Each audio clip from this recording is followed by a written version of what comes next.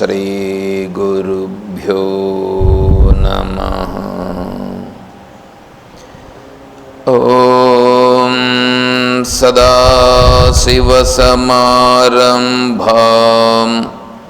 శంకరాచార్యమధ్యమాం తత్వవిదానందపర్యంతం వందే గురుపరంపరాం.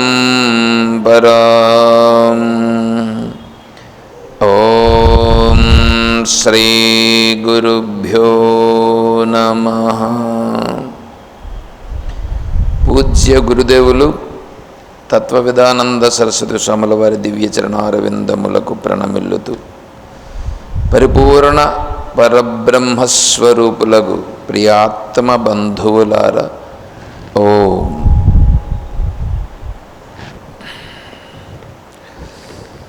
స్తోత్రమంజరి మనం విచారం చేసుకుంటున్నాం. ప్రాతస్మరణం.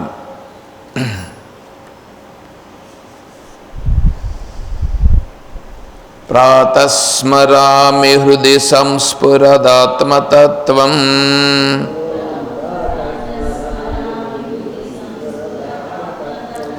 సచ్చిత్సుఖం పరమహంసగతిం తురీయం యత్స్వప్నజాగర సుషుప్తిమవైతి నిత్యం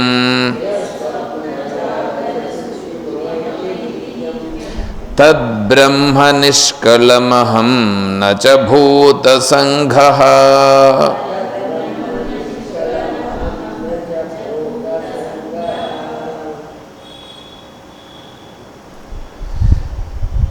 ప్రాతస్మరామి స్తోత్రం ఇవి. ఇందులో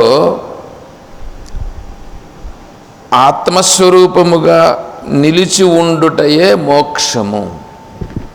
ఆత్మస్వరూపంగా నిలిచి ఉండుటయే మోక్షం. ఆ ఆత్మస్వరూపము నువ్వే. ఆత్మస్వరూపమే బ్రహ్మ. ఆ బ్రహ్మయే ఆత్మస్వరూపం.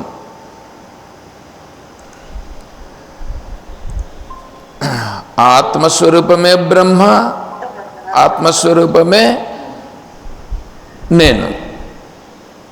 అంటే ఇప్పుడు ఏమైంది? బ్రహ్మే ఆత్మ, ఆత్మే నేను. ఇక్కడి నుంచి చూస్తే నేనే ఆత్మ, ఆత్మయే బ్రహ్మ. అదే అహం బ్రహ్మాస్మి, బ్రహ్మైవ అహమస్మి. ఇప్పుడు హృదయం ఉంది, అందరికీ హృదయం ఉంది. హృదయమునందు నేను నేను నేను అని మనం భావించుట, లేకపోతే స్ఫురించుట.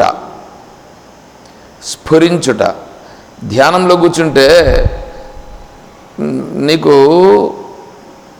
ధ్యానంలో మీరు ఆడేమన్నా అడిగితే నేనేమన్నా చెప్పగలను. ధ్యానం చేసినప్పుడు ఎలా ఉంటుంది, ఫీల్ ఏంటి, ఎలా కలుగుతుంది అనేటువంటిది మనం చెప్తే మనం చెప్పచ్చు. ధ్యానం చేసినప్పుడు ఒక ప్రశాంతత వస్తుంది. తర్వాత అంత ఒక క్లారిటీగా ఉంటుంది, క్లియర్గా ఉంటుంది, తేజవంతంగా ఉంటుంది. ఇవన్నీ ఉండాలని కూడా ఏం సిద్ధాంతం లేదు. మొట్టమొదట్లో హృదయము బాగా ప్రశాంతంగా ఏర్పడుతుంది. అంటే ఈ భారమంతా తగ్గి హృదయము ప్రశాంతంగా తెలుస్తుంది. తర్వాత పీస్, శాంతిగా అనిపిస్తుంది, తేజవంతంగా అనిపిస్తుంది. మళ్ళీ తలకాయ తేజవంతం అనిపిస్తుంది అట్లంతా అనుకోవద్దండి.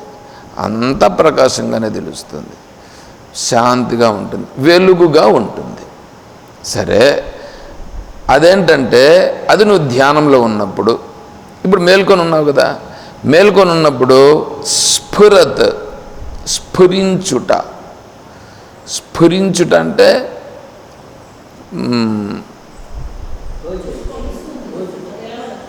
తెలవడం. ఇప్పుడు అన్నీ తెలుస్తున్నాయిగా, అన్నీ తెలుస్తున్నాయి లేదా?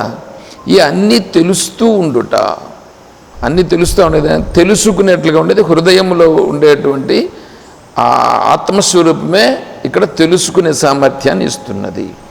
అది హృది సంస్ఫురత్ ఆత్మతత్వం. అది ఎటువంటిది?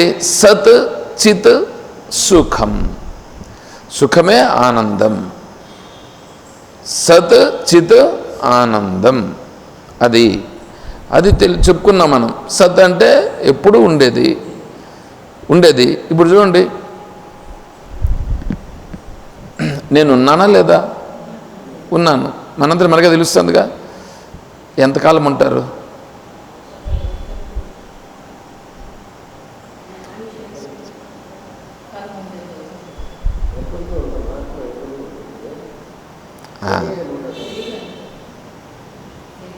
ఒకటి చెప్తానండి, మీరు ఆయుష్ ఎంతకాలం ఉంటుందో అంతకాలం ఉంటుంది అన్నారు కదా. దేన్ని ఉద్దేశించి అన్నారు? అంటే శరీర భావనతో అన్నారు. శరీర భావంతో నేను అని అన్నారు, అవునా? సరే, మీరు ఇప్పుడు ఈ సంపాదన చేస్తూ ఏదో ఒకటి చేస్తూ ఏదో చేస్తున్నారు కదా. అంటే ఇప్పుడు కోసం చేస్తున్నారా? ఈరోజు కోసం చేస్తున్నారా? మరి అంటే తర్వాత అంటే మీరు ఉంటారని ఉందా, లేక ఉండమని ఉందా?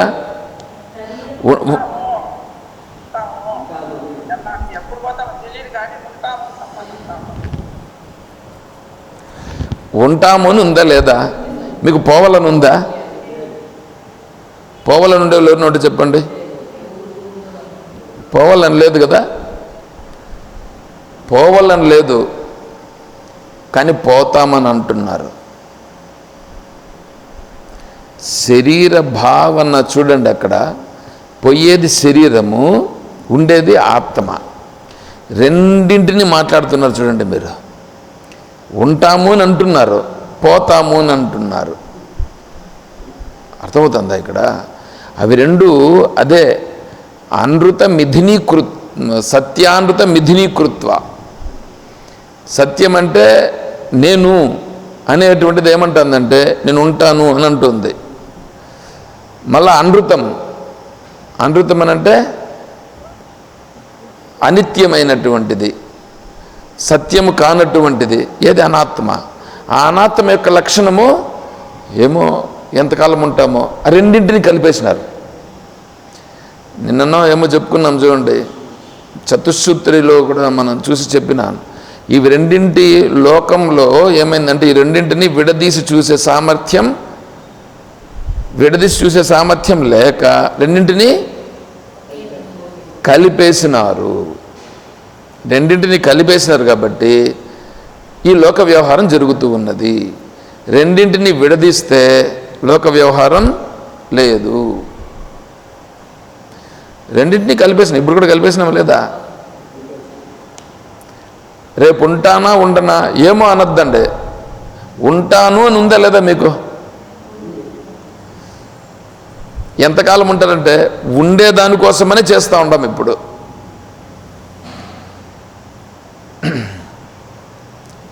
ఇప్పుడు పారాయణం అంతా చేస్తున్నారు కదా, ఎందుకోసం?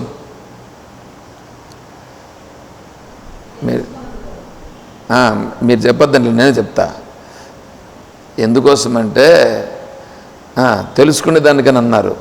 అంటే నేను తెలుసుకుని ఏమవుతాను? తెలుసుకుని ఆత్మ అవుతాను. ఎప్పుడు? అంటే నేను తెలుసుకుంటూ ఉంటే ఎప్పుడో ఆత్మ అవుతాను. అందుకోసం కాదు. ఇప్పుడు చెప్తాండి, ఇదేంది? ఆత్మే నేను, నేనే ఆత్మ, ఆత్మే బ్రహ్మ అన్నామా? ఎప్పుడు? ఎంతసేపు అన్నప్పుడు అన్నింది? ఇప్పుడు అన్నామా లేదా? నేనే ఆత్మ, ఆత్మే బ్రహ్మ, బ్రహ్మే ఆత్మ, ఆత్మే నేను.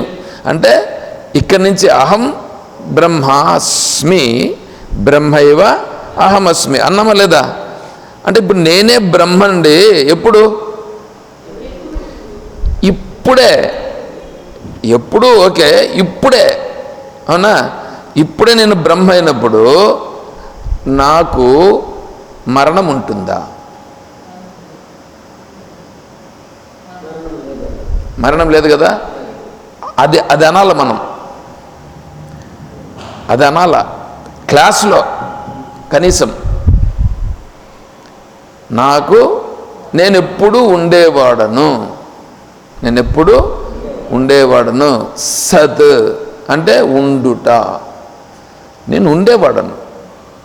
నేను ఉండేవాడను అంటే నువ్వు లేని దాన్ని తిరస్కరించినట్లయినది, లేని దానిని తిరస్కరించినట్లయినది. తర్వాత నీకు తెలుస్తూ ఉందా లేదా? తెలుస్తుంది. అన్నీ తెలుసుకోవాలని ఉందా లేదా? తెలుసుకుంటున్నావు. తెలుస్తూ ఉంది, తెలుస్తూ ఉంది, తెలుసుకుంటున్నావు. అన్నీ నీకు తెలుసా?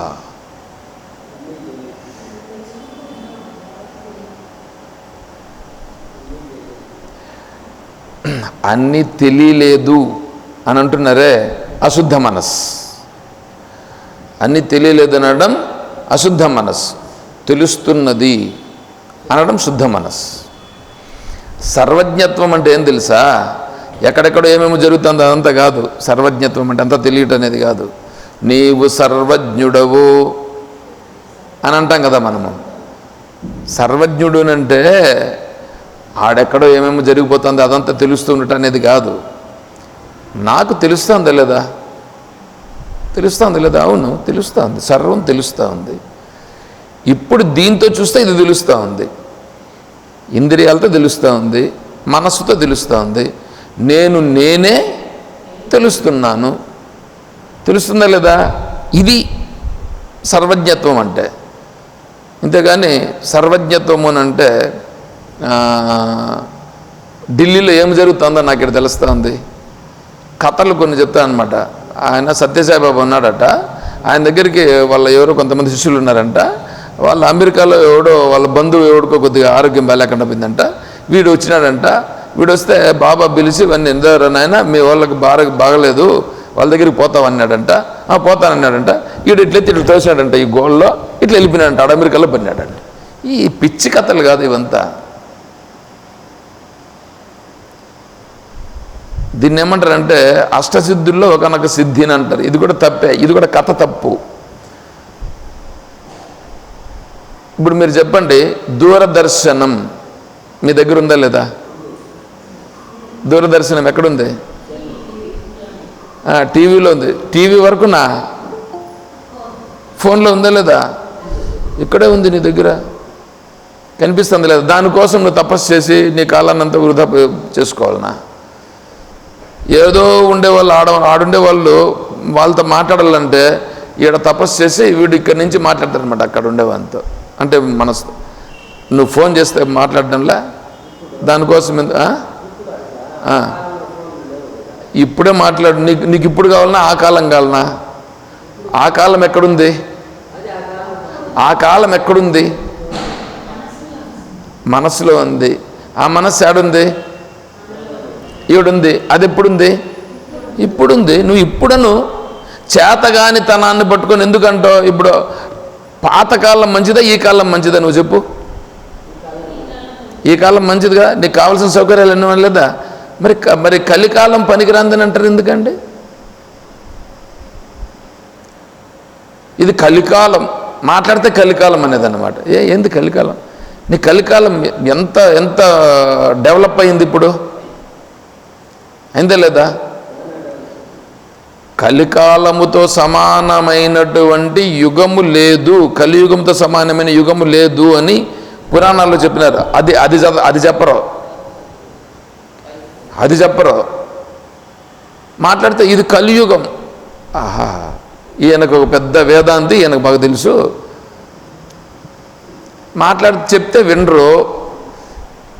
చెప్తే వినరు. పోనీ తెలిసినట్లుగా మాట్లాడతారు. పోనీ తెలిసినా అది తెలదు. ఏం మాట్లాడాలి మనం? కాబట్టి సైలెంట్గా ఉండడం అంతే. దాన్నే ఏమంటారు? మూర్ఖత్వము, అదే మిథ్యాజ్ఞానం. మిథ్యాజ్ఞానం. వాడికి జ్ఞానం ఉంది, కానీ ఏమి జ్ఞానం ఉంది? మిథ్యాజ్ఞానం. మిథ్యాజ్ఞానం పూర్తిగా కాదు, ఉంది, అడిగింది లేకుండా జ్ఞానము. దాన్ని మిథ్యాజ్ఞానం అని అంటారు. అంటే ఏ జ్ఞానం ఉండాలనో ఆ జ్ఞానం తప్ప పనికిరాని జ్ఞానం ఉన్నది. పనికిరాని జ్ఞానం ఉన్నది, దాన్ని మిథ్యాజ్ఞానం అని అంటారు. మిడిమిడి జ్ఞానం అని అంటే ఒక విషయానికి సంబంధించి కొద్దిగా తెలిసి ఉండుట, దాన్ని మిడిమిడి జ్ఞానం అంటారు. సరే, చిత్ తెలుసుకొనుట, నాకు తెలుస్తూ ఉన్నది, నాకు తెలుస్తూ ఉన్నది. చిత్ అంటే తెలుసుకొనుట, నాకు తెలుస్తూ ఉంది. ఇప్పుడు వీడికి ఏం తెలిసిన బాధ? అన్నీ తెలియాలా అనేటువంటిది, అన్నీ తెలుసుకోవాలనేది. ఏమంటే ఒకటి చెప్తానండి,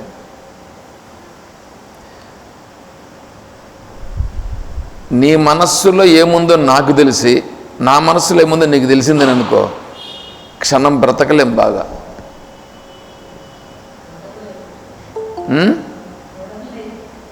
గొడవలేంది, చంపుకొని చచ్చిపోతారు మళ్ళీ. అట్లాగే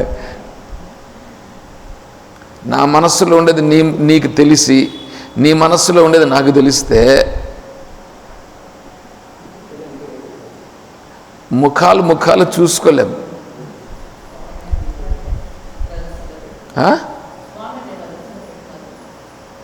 అర్థం కల కాదు. అశుద్ధ మనస్సు ఏమనుకుంటా ఉందంటే వానిలో ఏం జరుగుతుందో తెలుసుకోవాలని అంటుంది అశుద్ధ మనస్సు. దాన్ని వద్దు. శుద్ధ మనస్సు ఏమంటుంది? నేను తెలుసుకుంటున్నాను కదా, నేను తెలుసుకుంటున్నానా లేదా?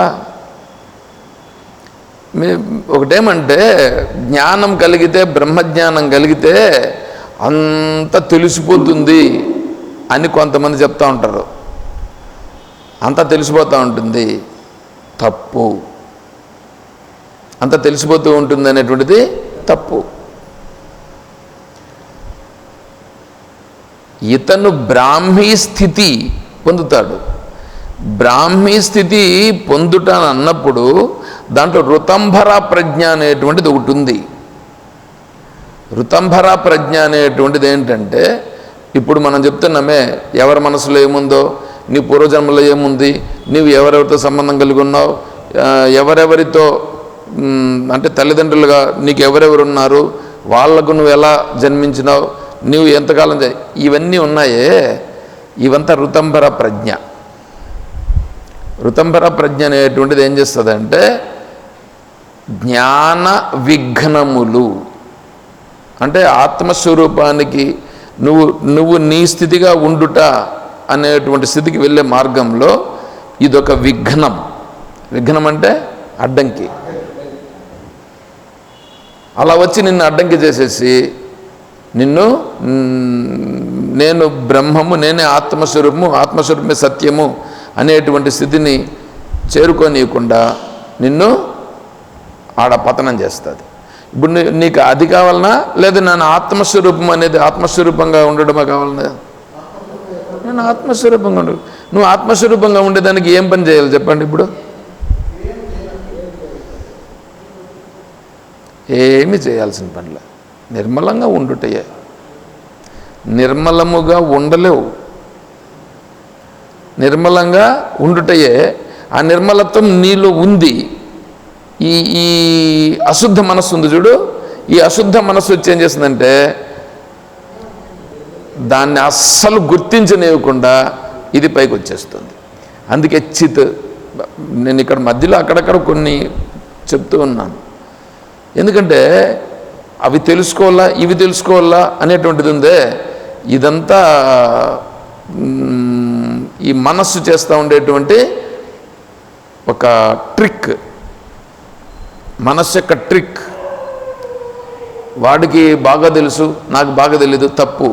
అది అశుద్ధ మనస్సు చేస్తూ ఉండేటువంటి మ్యాజిక్. దాన్ని తీసి వారుగా పెట్టు. శుద్ధ మనస్సు వచ్చేసినంత మాత్రాన ఎవరెవరికి ఏమేమి జరిగిపోతుందో అని అంటే అది తెలియాలంటే అది వద్దు, మనకొద్దు, అది మనకొద్దు. అయితే బ్రహ్మజ్ఞానం కలిగిన వాళ్ళకి అది తెలుస్తుందో తెలియదా అంటే అతను కావాలనుకుంటే ఉంటుంది, తెలుస్తుంది, కానీ తెలుసుకోవాలని అనుకోడు.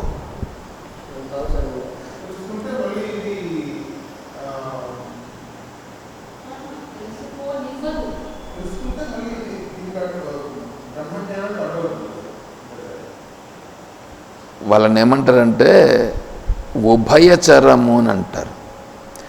ఉభయచరము అని అంటే ఇప్పుడు రామకృష్ణ పరమహంస గారు ఉన్నారు. రామకృష్ణ పరమహంస గారు ఏం చేశారంటే ఆశ్రమానికి వెళ్ళి అక్కడ అమ్మవారిని పూజ చేసుకొని మళ్ళీ అక్కడి నుంచి ఉండే ఆశ్రమానికి వస్తున్నారు. ఇది ఆశ్రమం అనుకోండి, పక్కలో వాళ్ళు ఉండే కుటీరం అని అనుకోండి, పోతుంటే చీకటి, అప్పుడు అంత వెలుగులంతా లేవు, సరే చీకటి. ఇక్కడి నుంచి అక్కడికి వెళ్ళేదానికి ఈయన కొద్దిగా వయసు కాబట్టి ఒక శిష్యుణ్ణి ఊతగా పట్టుకొని అంటే భుజం మీద చేసుకొని నడిచిపోతా ఉన్నాడు. శిష్యుడు ఏమన్నా అంటే, స్వామీజీ ఒక్క నిమిషం ఉండండి అని ఏమన్నాడంటే వాడు వెనక్కి తిరిగాడట. వెనక్కి తిరిగితే తన వీపులో నుండి ఒక వెలుగు వచ్చింది. ఆ వెలుగు ఇప్పుడు పోతాం చూడు, ఇక్కడి నుంచి కుటీరం వరకు అంత దూరం లైట్ పడింది, అంటే టార్చ్ లైట్ లాగా పడింది. ఆసరాగా తీసుకోండి శిష్యుడు అంటే గురువు గారిని ఈ చీకట్లో పోనీయకుండా, శిష్యుడు చీకట్లో ఎట్లా పోతాడు గురువుగారు అని చెప్పి వెలుగుండని అని చెప్పి ఇట్లా వెనుకకు తిరిగి వీపులో నుంచి వెలుగును వచ్చేటట్లు చేశాడు. సరే అటువైపు వెళ్ళిపోయాడు. పరమహంస గారు వెళ్ళిపోయిన తర్వాత ఇంకా అతను వచ్చాడు. ఎవరు? శిష్యుడు కూడా మళ్ళీ వచ్చాడు. మళ్ళా చేపట్టుకొని రూమ్లోకి పోయినాడు. రూమ్లోకి పోయి కూర్చొని ఆయన అందే అన్నాడు. ఒకసారి అట్లా దాన్ని ఏమంటారు, వీపు పైన అట్లా నిమిరాడు. సరేనైనా వెళ్ళు, ఇంకా నేను రెస్ట్ తీసుకుంటానులే, పర్వాలేదన్న. సరే వాడు పోయిన తర్వాత వాడు ఎంతెంతో ప్రయత్నం చేశాడట. వాడు ఆ వెలుగు దీనికోసమని ట్రై చేయడం కోసము అతని రూమ్లో ఏదో చేస్తుంటాడు కదా, అదే ట్రై చేస్తున్నాడు. ఎంత ట్రై చేసినా రాలేదు. వాడికి వెలుతురు రాలేదు. దానికి సంబంధించి చేసే ప్రయత్నం ఉంది కదా, దానికి ఎంతో ఉంటుంది. వాడు ఏదో ఉపాసన ఏదో చేస్తున్నాడు, ఆ ఉపాసనలో నిలవట్లేదు, కుదరట్లేదు. మరుసటి రోజు మళ్ళీ సేమ్ వచ్చినాడు. గురువు గారి దగ్గరికి మళ్ళీ సేమ్ గురువు గారు మళ్ళీ సాయంకాలం అయింది, పోతా అంటే ఇప్పుడు మళ్ళీ చీకటి పోవాలి. మళ్ళా కదా చీకట్లో వాన్నే పట్టుకున్నాడు గురువుగారు, పట్టుకొని పోతున్నారు. ఇప్పుడు చీకటి, ఇప్పుడు రావచ్చు కదా వెలుగు. నిన్నేందో వెలుగేసావు కదయ్యా, ఇప్పుడేంది వెలుగేం రావట్లేదే అన్నాడు. నిన్నేందో వెలుగేసావు, ఇప్పుడేంది వెలుగు రావట్లేదే అని స్వామి అన్నారు. వాడప్పుడు కాళ్ళ మీద పడి, స్వామి నా తప్పును క్షమించు అని వేడుకున్నారట. అప్పుడు స్వామి చెప్పారట, చున్నాయనా ఇవంతా పనికిరానటువంటివి, అందుకే నేను దాన్ని తీసేశాను. దీనివైపు నువ్వు పోతే నీకు ఆత్మజ్ఞానం ఏం కలుగుతుంది? ఇవన్నీ చూశాడు ఇట్లాంటివి పరమహంస గారు. కనీసం వారి చరిత్ర లేకపోతే ఎన్నో ఇది ఉంటుంది. కనీసం రామకృష్ణ పరమహంస అనేటువంటిది ఒక తెలుగు సినిమా ఉంది, చూడండి మీరు కావాలంటే. దాంట్లో వాళ్ళు ఎట్లా తీశారంటే నిజంగానే రామకృష్ణ మిషన్ వాళ్ళే తీశారు. ఎట్లా తీశారంటే అంత బ్రహ్మాండంగా తీశారు. వివేకానంద స్వామి గురించి కూడా సినిమా తీశారు. చూస్తే ఆయన వివేకానంద స్వామి అని అనిపించేటట్లుగా ఉంటుంది ఆ సినిమా కూడా. తెలుగులోనే తీశారు వాళ్ళు కూడా. అట్లాంటి సినిమాలకు ఏమి అవార్డులు రావు, రివార్డులు రావు. అసలు సినిమా అనేటువంటిది ఒకటి ఉందని కూడా తెలియదు మనకి. చూడండి ఎట్లా ఉంటుందో. పరమహంస గారు చెప్పాడనమాట. చెప్పిన తర్వాత ఇట్లా కాదు నువ్వు ఉండాల్సింది, నువ్వు ఆత్మజ్ఞానాన్ని తెలుసుకోవాలి. వారు అనుకుంటే ఏమైనా చేయగలుగుతారు. ఉంది. వివేకానంద స్వామి బాధల్లో ఉంటే సరే పోయి అమ్మని అడుగుపో అని అన్నాడు. వివేకానంద స్వామి ఒకసారి పోయినాడు, పోయి అమ్మను ప్రార్థన చేసుకొని వచ్చాడు. ఏమయ్యా అడిగావా అన్నాడు. స్వామి నేను అటుకు పోయేంతవరకు నేను అడగదామని ఉంటుంది, కానీ అటుకు పోయిన తర్వాత నాకేం అడగాలని లేదన్నాడు. ఒకసారి 2 సార్లు 3 సార్లు ట్రై చేశాడు. కుదరలేదంటే పోవడం మట్టుకే. పోయేంతవరకు అడుగుదామని పోతాడు, ఎందుకంటే గురువు గారు చెప్తున్నారు కాబట్టి. ఆ డోర్ దగ్గరికి వచ్చేటప్పటికి అమ్మగారిని చూసే లోపల ఆ భావన వచ్చేస్తుంది.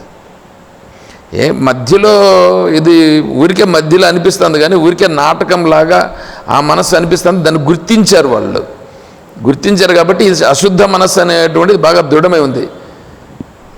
అట్లా 3 సార్లు పోయి వచ్చిన తర్వాత ఏమయ్యా ఏమి నరేన్, ఏమి నీ బాధ ఏంటయ్యా? ఏమో స్వామి నేను 3 సార్లు పోయాను కానీ అమ్మని నేనేం అడగలేకపోయాను స్వామీజీ అన్నాడు. అమ్మ నాకు చెప్పింది కానీ దోటండా చూడు అడింది మూటను ఎత్తుకొని పో అని అన్నాడు. మూట పెట్టాడు. ఆ మూటలో చూస్తే ఈయన కరెక్ట్గా ఎంత అప్పు ఉందో అంత డబ్బులు ఉందట. ఎంత అప్పు ఉందో అంతే, దానికంటే మళ్ళీ రూపాయి కూడా ఎక్కువ లేదు. ఇది ఇప్పుడు వాళ్ళను ఏమనాలి?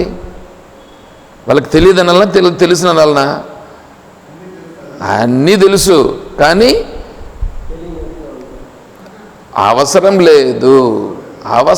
లేదు. అశుద్ధాంతఃకరణం అక్కర్లేదు. అశుద్ధాంతఃకరణం అంటే అశుద్ధ మనస్సు అక్కర్లేదు. అది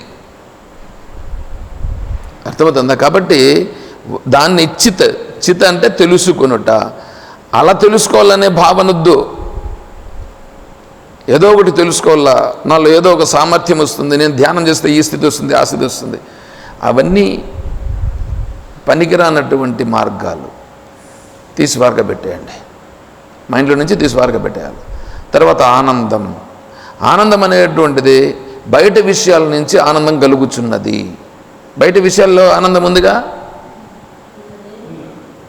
బయట విషయముల యందు ఆనందము లేదు. బయట విషయం నందు ఆనందము లేదు. నీకు ఆనందం ఉందని అనిపిస్తూ ఉంది అశుద్ధ మనస్సు చేత. అశుద్ధ మనస్సు ఏమవుతుందంటే నువ్వు ఏ విషయమైతే వచ్చిందో ఆ విషయం వచ్చినప్పుడు మనస్సు ఏకాగ్రమైపోతుంది. మనస్సు ఏకాగ్రమైపోయినప్పుడు అశుద్ధ మనస్సు డిసప్పియర్ అయిపోతుంది. అశుద్ధ మనస్సు డిసప్పియర్ అయిపోయి శుద్ధ మనస్సు అనేటువంటిది నిలుస్తుంది అక్కడ. శుద్ధ మనస్సు ఎప్పుడైతే నిలిచిందో అప్పుడు విషయం అనేటువంటిది అక్కడ నీకు ప్రతిఫలిస్తుంది. అప్పుడు ప్రతిఫలించినప్పుడు అక్కడ నీ సహజత్వమైనటువంటి శుద్ధ మనస్సులో ఉండేటువంటిదే అక్కడ నీకు ఆనందంగా తెలియబడుతుంది. ఇప్పుడు ఆనందము విషయం నుంచి తెలిసిందా లేకపోతే నీ స్వరూపమే తెలిసిందా? నీ స్వరూపమే తెలిసింది.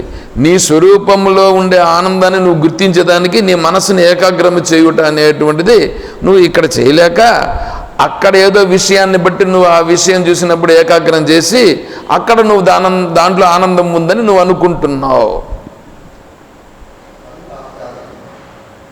తాత్కాలికం కాదు, వాడికి తెలియక అనుకుంటున్నాడు. అజ్ఞానము చేత అశుద్ధ మనస్సు చేత అది జరుగుతుంది. అది కూడా తెలియకుండా దాంట్లో ఆనందం ఉందని అనుకుంటున్నాడు, వివేక జ్ఞానం లేకపోయిన కారణం చేత. అందుకే విజ్ఞాన సారథిర్యస్తు ఎంత మనం శ్లోకాలు విన్నప్పుడు ఎంతో అయిపోయింటుంది. చూసుకో, విజ్ఞాన సారథిర్యస్తు మన ప్రగ్రహవాన్ నరః